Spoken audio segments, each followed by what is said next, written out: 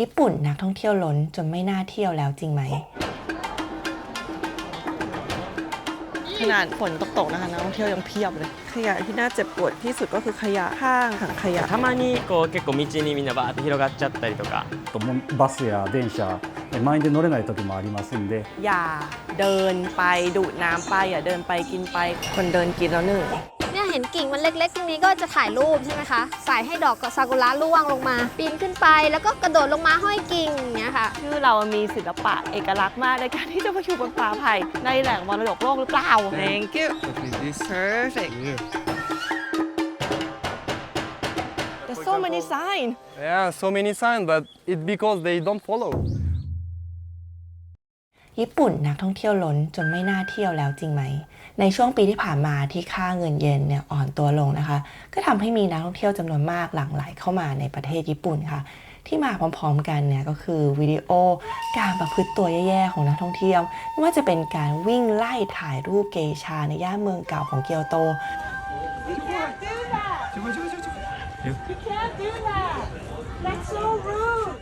จนปัจจุบันตอนนี้รัฐบาลก็ได้แบนถนนบางสายในเกียวโตไม่ให้นักท่องเที่ยวเข้าไปแล้วหรือจะเป็นการหยุดถ่ายรูปวิวเขาฟูจิหน้าร้านสะดวกซื้อ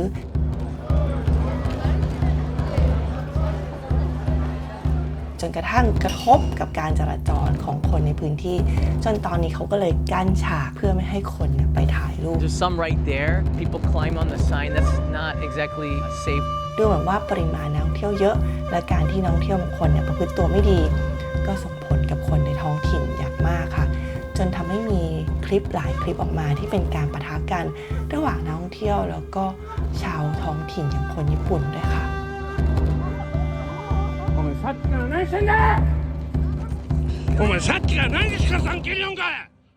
มิ้นเลยอยากรู้ว่าสถานการณ์ตอนนี้เป็นยังไงบ้างคนญี่ปุ่นรู้สึกยังไงกับนักท่องเที่ยวชาวต่างชาติอย่างเราและนักท่องเที่ยวต่างชาติอย่างเราประพฤติตัวแย่ขนาดนั้นเลยไหมตอนนี้มิ้นอยู่ในเมืองเกียวโตหนึ่งในเมืองที่มีนักท่องเที่ยวมากที่สุดในญี่ปุ่นเป็นศูนย์กลางทางวัฒนธรรมและก็ศูนย์กลางศาสนาของที่นี่ในปีที่ผ่านมามีนักท่องเที่ยวต่างชาติมาที่นี่กว่า10ล้านคนรวมกับนักท่องเที่ยวชาวท้องถิ่น50กว่าล้านคนเลยในปัจจุบันที่มีนักท่องเที่ยวหลั่งไหลเข้ามาจำนวนมากหรือจะเรียกว่าเป็น mass tourism ก็ได้แล้วก็ไปกระจุกตัวกันอยู่ไม่กี่เมืองโตเกียวเกียวโตโอซาก้าเลยทำให้เกิดคำใหม่ขึ้นมาคือคำว่ากังโกะโกไกที่แปลว่า tourism pollution หรือมลภาวะจากการท่องเที่ยวค่ะวันนี้เรามาดูกันสิว่ามลภาวะจากการท่องเที่ยวในญี่ปุ่นวันนี้เป็นยังไงบ้างและญี่ปุ่นยังน่าเที่ยวอยู่ไหม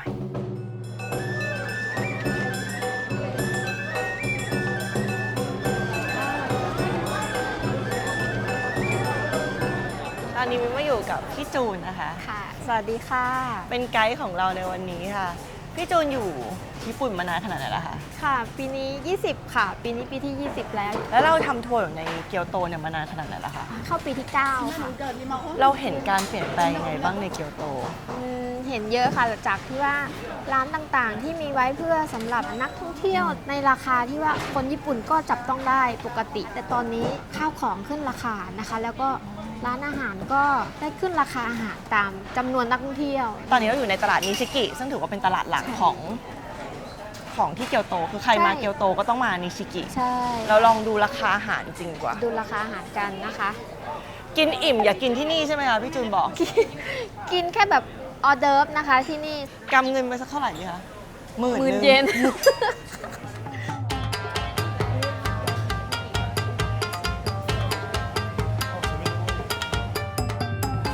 โกเบ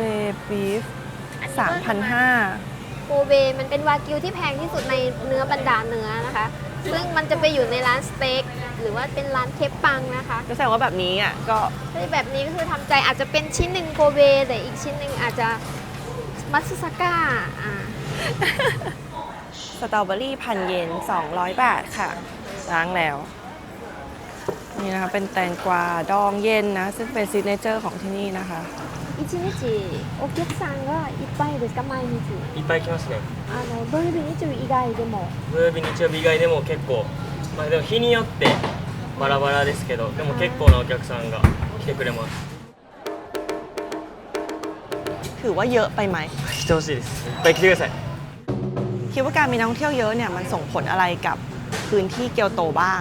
たまにこう結構道にみんなバーって広がっちゃったりとかしてた時に地域住民の人がちょっと通りにくいとかちょっと生活しにくいなと思う時もあると思いますし結構、散らかしていっちゃう人とか、 อะไรเป็นอย่างหนึ่งที่รู้สึกว่าอยากให้นักท่องเที่ยวทำเวลามาที่เกียวโต でもその場その場その場所でよってマナーが多分あるんで、注意書きとかあると思うんでそれは守ってほしいかもしれないですね。みんなルールを守ってやれば、こっちの人も観光客の人もみんなハッピーな気持ちになると思うんで、やっぱそれは守ってほしいかなって思います。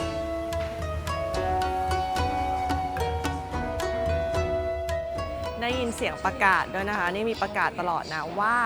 อย่าเดินไปดูดน้ำไปอย่าเดินไปกินไปขอให้กินบริเวณร้านที่ซื้ออาหารยืนกินนิ่งๆตรงนั้นค่ะนี่คือประกาศแล้วก็ป้ายเยอะมากนะป้ายเต็มไปหมดเลยค่ะป้ายเพียบเลยมีทุกภาษาเลยนะคะอังกฤษญี่ปุ่นเกาหลีจีนฝรั่งเศสค่ะต้องยืนกินหน้าร้านแบบนี้ถือว่าถูกต้อง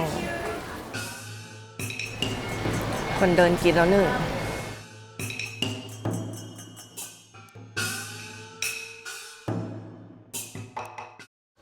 So as a foreigner, I can't know all the customs. And I try to adapt, I try to observe how people behave. It's very strict rules. So in Kyoto? No, in Japan at all. There's no flexibility in the rules about this. And So you need to learn the rules before coming here. yeah, and normally we don't have the time. Yeah. ร้านกินแต่ละร้านเนี่ยค่ะ ก็คือจะไม่มีของสดวางไว้หน้าร้านแล้ว เราจะสังเกตว่าเป็นของปลอม เพราะว่าถ้าเกิดเป็นของจริงเนี่ยค่ะนักท่องเที่ยวชอบเอามือจิ้ม ที่ถ่ายมาทุกอย่างหน้าร้านนี่คิดว่าจริงปลอมหมดค่ะทุกคน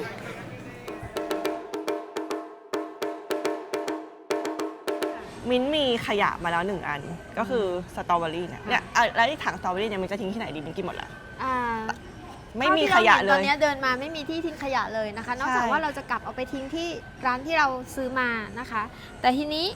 คนญี่ปุ่นปกติเนี่ยค่ะ เวลาออกบ้านไปเนี่ยเขาก็จะพกถุงขยะไว้ในตัวนะคะ อ๋อ ถุงไว้ใส่อะไรยังไม่รู้แต่ว่าพกมาก่อนนะคะ อ๋อ แต่ที่แน่ๆขยะที่เราสร้างขึ้นมาเนี่ยค่ะ ถ้ามันไม่มีที่ทิ้งจริง ๆ เราต้องเก็บกับโรงแรมหรือเก็บไปทิ้งที่บ้าน รบกวนถุงพี่จูน ได้เลยค่ะ ใช่นะ พ คะ กถุงค่ะทุกคนอย่างญี่ปุ่นต้องทำ ยืด แล้ว อกพกถุงไม่เป็นเรื่องปกติของญี่ปุ่นนะคะ ยืดอกพกถุงไม่ใช่ถุงอะไรนะคะถุงขยะ ถุงก็ยาก จากร้านเดิมสู่ร้านเดิม ใช่ค่ะすいませんこれ預けていいですかごちそうさまです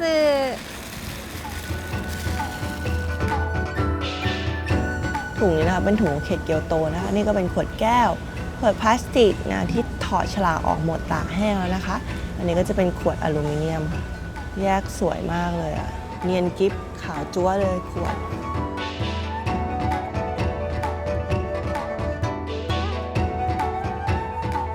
ขยะมาแล้ว1 ชิ้นขอโทษ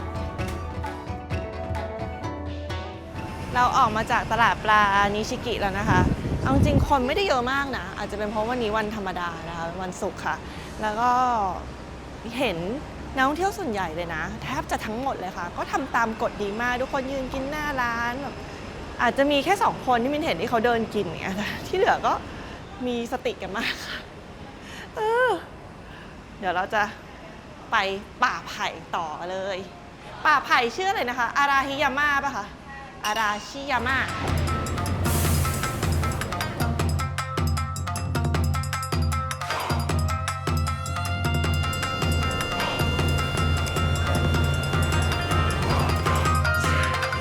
今日はお客さんいっぱいですか今日はすごく少ないです。今日はすごくはい。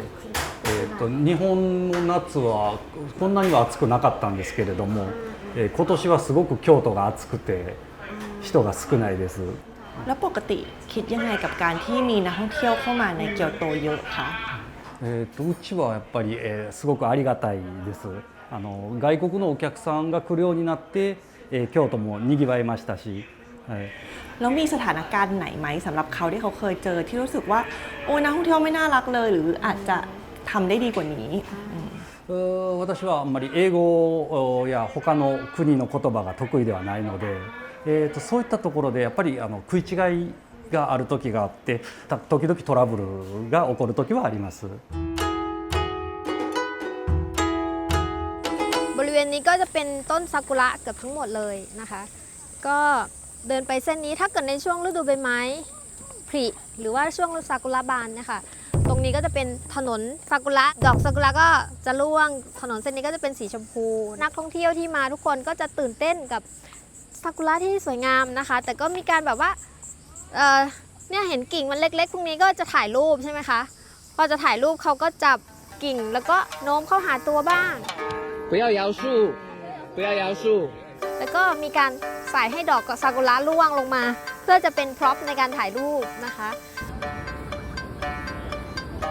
แล้วยิ่งพอนักท่องเที่ยวขึ้นไปปีนถ่ายรูปหรือว่า ปีนด้วยเหรอคะ มีปีนขึ้นไปถ่ายรูปเพื่อที่จะได้รูปที่สวยๆปีนขึ้นไปแล้วก็กระโดดลงมาห้อยกิ่งอย่างเงี้ยค่ะ筋肉自慢でもしたいのでしょうか。อันนี้ก็ไม่ควรทำนะคะ ซึ่งเป็นสิ่งที่คนญี่ปุ่นพอเห็นปุ๊บเขาก็จะเริ่มรู้สึกว่านักท่องเที่ยวกลุ่มนี้มาเพื่อทำลายธรรมชาติความสวยงามของเขาเนี่ยค่ะมันก็จะเหลืออายุของซากุระให้ชื่นชมแค่ไม่กี่วัน เพราะฉะนั้นวิธีการเข้าชมที่ถูกต้องคือต้องไม่จับนะคะยืนถ่ายรูปได้นะคะยืนถ่ายรูปสวยๆได้นะคะแต่ว่าไม่ควรจับหรือว่าขย่มกิ่งไม้ของเขาให้แบบดอกร่วงลงมาอย่างเงี้ยค่ะทำไม่ได้เนี่ยต้นซากุระที่เห็นนะก็อายุ50 ปี100 ปีแล้วกันนะคะโดยที่นี่เขาจะมีหมอซากุระโดยเฉพาะเนี่ยจะมาทำการดูแลเพื่อให้ซากุระเนี่ยเขาอยู่กับพื้นที่ไปได้นานๆความใสของแม่น้ำเขานะคะพี่จูเล่าให้ฟังว่าสำหรับคนญี่ปุ่นเนี่ยนะคะธรรมชาติคือเทพเจ้าของเขานะก้อนหินก้อนหนึ่งก็คือเทพเจ้าของเขาเพราะฉะนั้นเขาก็จะรักษาแล้วก็ดูแลธรรมชาติเป็นอย่างดีค่ะด้านหน้าคือต้นเมเปิลนะที่เห็นสีเปลี่ยนเนี่ยนะคะเขาไม่ได้เปลี่ยนนะคะเขาร้อนคือถ้าเราสังเกตดีๆนะคะในวัฒนธรรมของความเป็นญี่ปุ่นอ่ะเขาเน้นการชื่นชมอ่ะ admire เหมือนมองดูได้กลิ่นอย่างเงี้ยค่ะเขาไม่เน้นการเอาตัวไปคลุกหรือจุ่มตัวลงน้ำในพื้นที่น้ำที่มันเป็นสาธารณะอะไรอย่างเงี้ยด้วยสำหรับเขาอะธรรมชาติมันเป็นสิ่งที่สวยงามที่เขาอยู่คู่กับเขาอะถ้าเขาเห็นคนเข้าไปทำลายหรือทำให้มันบอบช้ำอะมันก็คงทำให้เขารู้สึกไม่ดีอะเพราะฉะนั้นเราในฐานะนักท่องเที่ยวอะไม่ต้องมาฟังกฎหรอกหมายถึงว่ากฎมันมีอะไรบ้างใช้ common sense เป็นหลักค่ะว่าสิ่งไหนที่เราไม่อยากให้คนทำในบ้านเราเดินเข้ามาเขย่าดอกไม้เราสวยๆที่เราดูทุกวันอย่างเงี้ยเราก็อยากมาทำกับที่อื่นเท่านั้นเองเป็นว่าอันนี้สำคัญนะคะ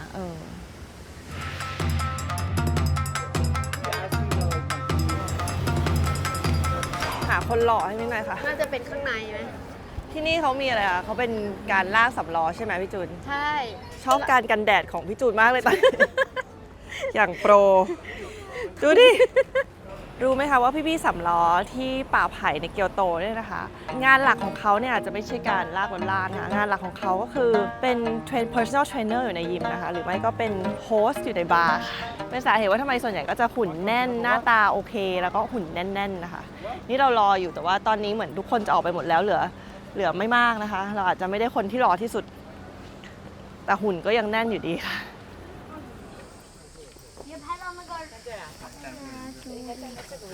เข้ามาในป่าไผ่ปุ๊บเย็นทันทีเลยค่ะสบายมากข้างนอกนี่คือแทบตายนักท่องเที่ยวที่เห็นนะคะมาจากหลายชาติหลายภาษามากเลยนะทุกคนบนโลกวันนี้น่าจะมาลงที่นี่แล้วเกียวโตนะคะจริงๆแล้วเป็นเมืองที่ป๊อปปูล่ามากนะเพราะว่าเขามีแหล่งมรดกโลกเยอะมากถึง17แห่งจากทั้งหมด23แห่งทั่วญี่ปุ่นค่ะ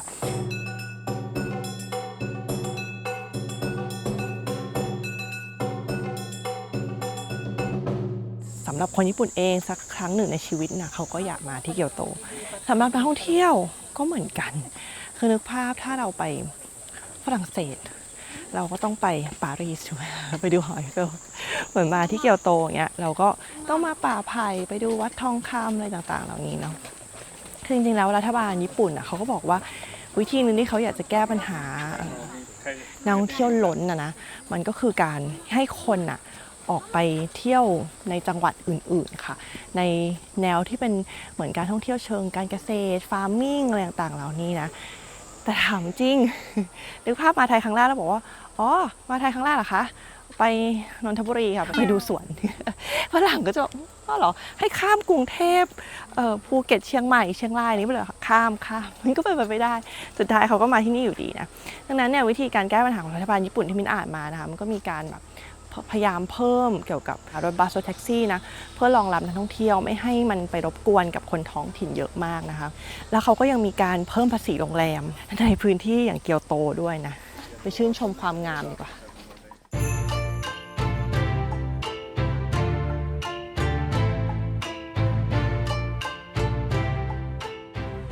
นี่คือสิ่งที่นักท่องเที่ยวไม่ควรทำอย่างมากก็คือการสลักชื่อตัวเองลงบนป่าไผ่ค่ะคือชื่อเราเป็นส่วนหนึ่งของธรรมชาติหรือเปล่าคะหรือว่าเราเป็นคนสำคัญขนาดนั้นเลยชื่อเรามีศิลปะเอกลักษณ์มากในการที่จะมาอยู่บนป่าไผ่ในแหล่งมรดกโลกหรือเปล่า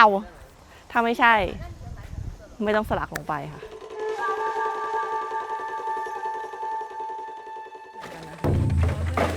ボンベスのちゃんとしてくれますかお客さんもまあちょっと混じっても基本的にはちゃんと基本的にถุงนี้ที่เห็นคือถุงสำหรับขวดนะคะแต่ก็จะมีแก้วกาแฟโผล่เข้ามาอย่างเงี้ยค่ะ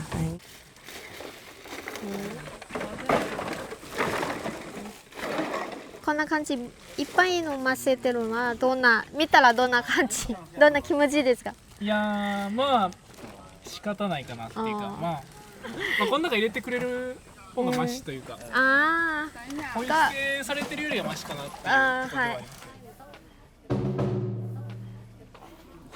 Hi. So what I have to say. What's your name and where are you from? So hello, my name is Lucas and I'm from France and I'm mixed with Japan. How long have you been in Kyoto? So I have been here only for 1 year now and I actually moved in Japan for the job, for the rickshaw. You moved Yes. exclusively for the rickshaw? For the rickshaw, What yes. made you want to come here for the rickshaw? Because it's very fun. It's like the only in Japan job and it's about exercise. I can speak many languages, so I speak French, Japanese, English and Spain. So I would like to ask you about tourism here. We all know like right now there's like a mass tourism happening in Japan. Yes. What do you think about it? So in my opinion, tourists must be respectful about the behavior in Japan. But to be honest, for our job, this is all benefits.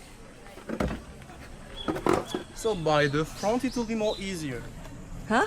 By the front. Oh, by the front. I thought like I'm gonna have to be the one who drag. I'm like, oh no. Ooh, Okay. perfect. I will just fasten the seat belt. So cool. So Japanese. Yes. For the safety. It's so Japanese, isn't it? Thank you. Let me this Perfect. here. Wow, this is so Japanese. Yes. Very thoughtful. So 1, 2, 3, just have to lean back Okay. and be relaxed. All right. Everything good? Everything is amazing.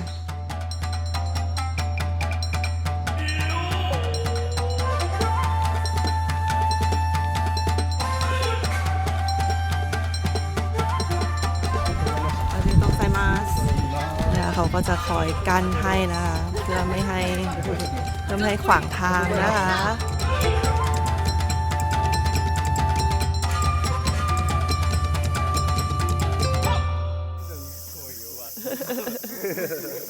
Thank you so much. It's so cute. ดูดิตาแดมตาแดมตาแดม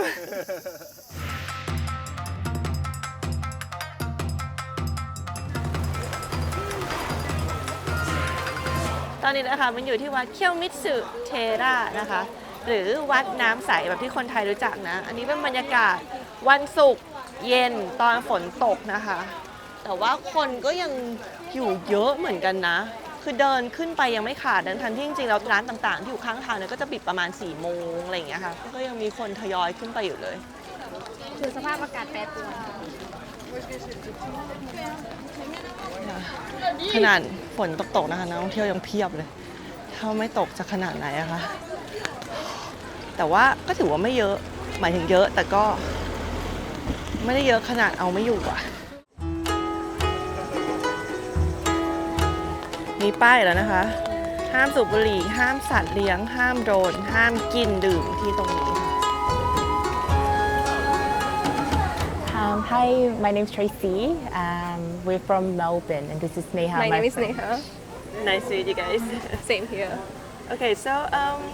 are you aware that Kyoto is a very special place with lots of customs and etiquette? You guys have done your job as a traveler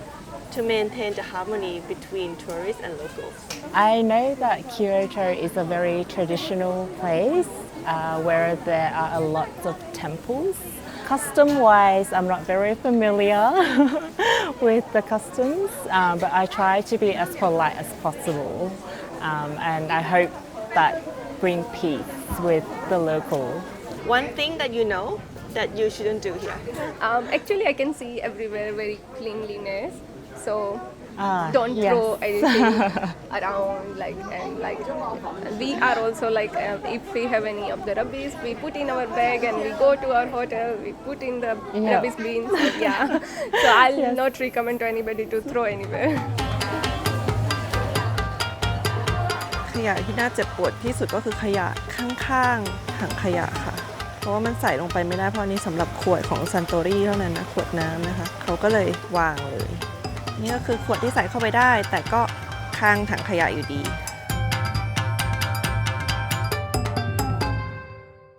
ตอนนี้นะคะมินมายืนอยู่ที่ถนนหลักนะของกิยอนนะคะซึ่งถือว่าเป็นย่านท่องเที่ยวที่สำคัญ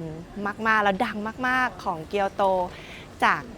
เกชาแล้วก็ไมโกะค่ะคือพื้นที่ตรงนี้เป็นพื้นที่ที่จะมีเกชาแล้วก็ไมโกะเนี่ยนะคะทำงานอยู่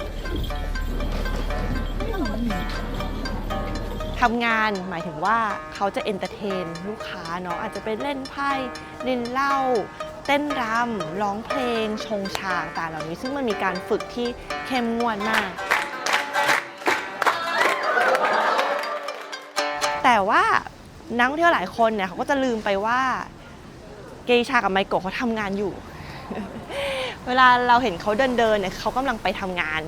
เขาไม่ได้พักผ่อนวันหยุดเหมือนพวกเรา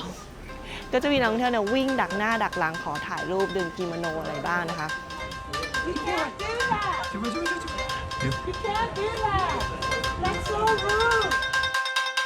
ทำให้หลายพื้นที่ในกิยอนที่นักท่องเที่ยวเคยเข้าได้พวกตอกเล็กๆต่างๆที่เราเคยสามารถเข้าไปสำรวจได้เนี่ยตอนนี้มันก็ห้ามแล้วห้ามเข้าแล้วเขาก็จะมีป้ายแปะไว้เลยว่าเป็น private road do not enter แล้วก็ถ้าเข้าเนี่ยก็จะเสียค่าปรับ 10,000 เยนอย่างเงี้ยค่ะซึ่งถามว่ามันน่าเสียดายไหมมีว่ามันน่าเสียดายมากสำหรับนักท่องเที่ยวที่มีความรับผิดชอบแล้วก็ต้องมาจ่ายค่าความเสียหายร่วมกับนักท่องเที่ยวที่ไม่มีความรับผิดชอบค่ะแล้วนั่นแหละ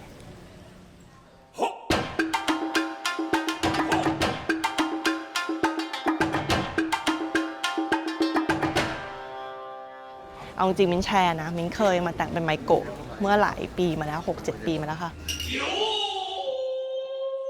ตอนนั้นมันก็ใส่ชุดเป็นไมโกะแล้วก็เดินออกมาเนี่ยมาถ่ายรูปเล่นนะคะเดินอยู่ก็เจอกลุ่มพี่น้องชาวจีนกระชากแขนไปถ่ายรูปเราก็แบบเฮ้ยกระชากเราเลยอย่างนี้เลยเหรอแล้วนึกภาพว่าไมโกะเขาต้องไปทำงานทุกวันแล้วเขาโดนอย่างนี้ทุกวันจากน้องท่องเที่ยวจำนวนมากมันคงไม่ไหวเหมือนกันค่ะในอนาคตนะคะอะไรคือสิ่งที่อยากให้เกิดขึ้นเพื่อให้การท่องเที่ยวนี้มันยั่งยืนสำหรับคนท้องถิ่นแล้วก็สำหรับนักท่องเที่ยวค่ะ京都そのものあるいは国がですね、できることっていうのはたくさんあると思います、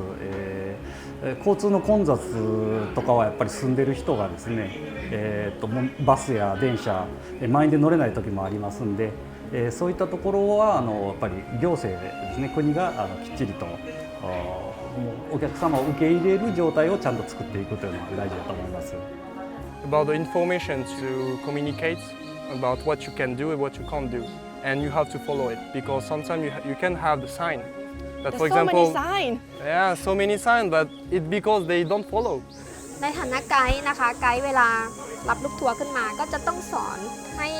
ลูกทัวร์ทราบถึงกฎระเบียบของหรือว่ามารยาทของ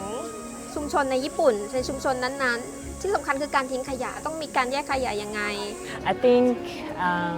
maybe before you go to Japan, do some research. What's the custom is like, and you know, if they're being respectful and kind, do the same. Yeah, it's everywhere, of course. Yeah. Thank you so much. Thank for you. your time. Thank you so much, and you so beautiful. Wow. Look. Thank you. Thank you. ありがとうございます。ありがとうございます。จากการที่ได้เดินเที่ยวเกียวโตทั้งวันวันนี้นะคะสิ่งที่เห็นเลยก็คือนักท่องเที่ยวเยอะจริงๆถึงวันนี้จะเป็นวันศุกร์แล้วก็อากาศร้อนมากเราก็เห็นนักท่องเที่ยวจำนวนมากค่ะแต่ที่เราเห็นเป็นจำนวนน้อยก็คือนักท่องเที่ยวที่ปฏิบัติตัวแปลกๆ ที่ไม่น่ารักเนี่ยก็ถือว่าน้อยมากเหมือนเขาก็ค่อยๆเรียนรู้กันไปแล้วก็เคารพกฎกันมากขึ้นค่ะแต่ถามว่าการที่นักท่องเที่ยวจำนวนมากเข้ามาอย่างเงี้ยมันกระทบวิถีชีวิตของคนในเมืองไหมกระทบอยู่แล้วไม่ว่าจะเป็นการเดินเบียดเสียดมากมายกับคนรถไฟรถบัสต่างๆเขาบอกว่ามันก็ยากมากขึ้นสำหรับคนท้องถิ่นที่เนี่ยแล้วก็ข้าวของราคาสูงขึ้นมีมั่นใจว่าโรงแรมก็ราคาสูงจนคนท้องถิ่นเริ่มเข้ามาไม่ได้แล้วเหมือนกันแต่นี้มันก็เหมือนเป็นราคาที่เขาจ่ายแล้วเขาก็ยอมจ่ายด้วยสำหรับรัฐบาลเขาทำอะไรบ้างตอนนี้ที่มิ้นอ่านมานะคะคือพยายามเพิ่มสาธารณูปโภคพวกรถบัสต่างๆรถแท็กซี่อะไรให้มากขึ้นแต่ว่าถามว่าคนขับรถบัสสามารถมาได้เลยวันเดียวไหมก็คือปุ๊บเสกขึ้นมาได้เลยมันไม่ได้รถบัสมันทำได้แต่ว่าคนขับรถบัสมันไม่สามารถจะเกิดขึ้นได้ง่ายขนาดนั้นค่ะมันก็ต้องใช้เวลานะดังนั้นตอนนี้เขาก็เพิ่มภาษีพวกที่พักภาษีอะไรต่างๆในการเข้าพื้นที่ภาษีออนเซ็นอะไรอย่างเงี้ยเพื่อให้มั่นใจว่าเขาจะมีเงินเข้ามาสนับสนุนการสร้างโครงสร้างพื้นฐานสิ่งที่จริงๆมิ้นอยากให้มันเกิดขึ้นคือด้วยความที่ญี่ปุ่นมันมีกฎระเบียบมากมายเยอะแยะแหละเป็นมารยาทที่คนควรรู้แต่เราไม่ใช่คนญี่ปุ่นบางทีเราก็ไม่รู้เหมือนกันถ้าเขาสามารถมีจุด entry point อาจจะเป็นวิดีโอสั้นๆบนเครื่องบินที่แนะนำได้ว่าสิ่งที่ควรทำไม่ควรทำคืออะไรมันก็คงจะดีแล้วพอมาถึงโรงแรมก็แนะนำสิบอกเขาว่าอะไรทำไม่ได้บ้างได้ไม่ได้แล้วก็เอากฎให้เขาดูให้เขาเซ็นรับทราบบอกอ่านนะคะไม่งั้นจะโดนปรับนะคะมินว่าเนี่ยมันน่าจะเป็นวิธีที่ยั่งยืนกว่าสิ่งที่นักท่องเที่ยวสำหรับเราทำได้คืออะไรให้เรานึกไว้ว่าเรามาที่เนี่ยเป็นวันหยุดของเราแหละเราไม่ได้มาทำงานแต่คนในท้องที่เขายังต้องทำงานเขายังต้องใช้ชีวิตดังนั้นถ้าเราทำอะไรได้นะที่มันจะไม่เป็นการรบกวนชีวิตเขามากเกินไปเราก็ทำแล้วกฎบางอย่างที่เราไม่รู้ก็ใช้การสังเกตคนรอบข้างว่าเขาทำอะไรอยู่เราก็แค่ถ้าเขาเงียบกันอยู่เราก็คงไม่ตะโกนขึ้นมาหรือถ้าเขาเก็บขยะเราไม่เห็นขยะบนพื้นเราก็ไม่วางขยะบนพื้นเห็นว่าสิ่งเหล่านี้มันเป็น common sense ง่ายๆที่เราทำได้เพื่อที่ว่าการท่องเที่ยวมันจะได้เป็นการแลกเปลี่ยนวัฒนธรรมความรู้ความเข้าใจระหว่างกันแทนที่จะเป็นสิ่งที่สร้างความขัดแย้งระหว่างกันค่ะเพราะฉะนั้นมาถึงคำถามว่าทำไมการท่องเที่ยวอย่างมีความรับผิดชอบถึงสำคัญก็เพราะว่า